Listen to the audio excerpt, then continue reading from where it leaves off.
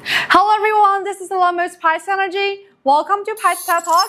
What you just saw is from a recent visit to your customer site, a pouch cell in the storage system beginning to swell. So today we're going to explore why pouch cells and prismatic cells behave so differently in energy storage systems. We'll cover the structural applications, manufacturing and safety, and finally market trends. If you're an ESS installer, a system designer, or battery buyer, this video is for you. Section 1, Structural Applications. Pouch cells are lightweight aluminum plastic bags with stacked electrodes, offering high spacing efficiency up to 90 to 95%. This makes them ideal for consumer electronics such as smartphones, laptops, and portable power devices. Leading brands like ATL and LG produce high-quality pouch cells for these uses.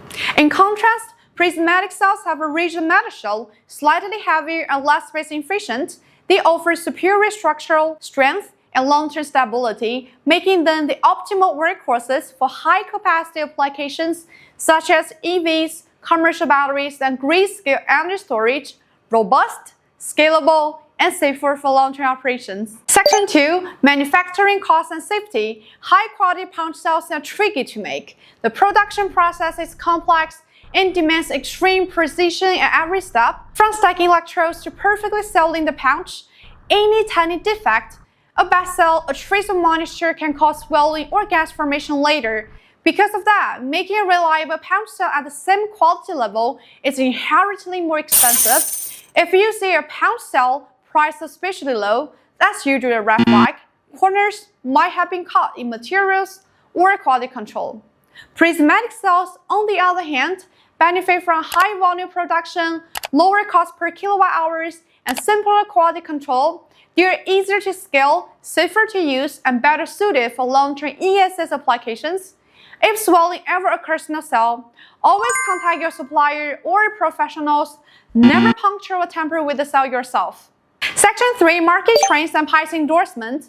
The global lithium battery industry is booming. According to industry reports, by 2030, global lithium battery manufacturing capacity is expected to reach around 4 to 6.5 terawatt-hours. This growth is driven not only by electric vehicles, but also by residential and commercial energy storage systems, grid balancing, and renewable energy integration.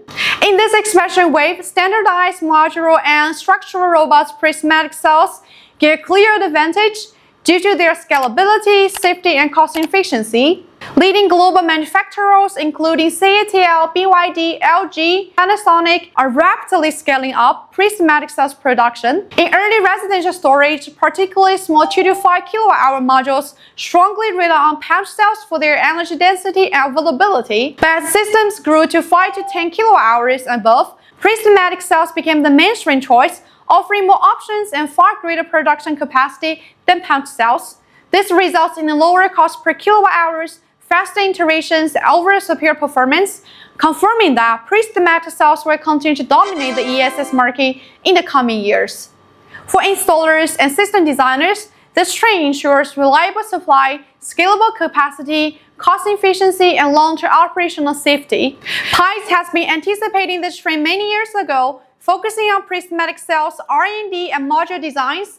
Today, all our products is prismatic cells, and the market has validated this choice, delivering stable, safe, and high-performance storage solutions for residential, commercial, and mission-critical applications. That's everything for today's Pytes TED Talk. If you like this video, don't forget to hit the like, subscribe, and leave the comments below.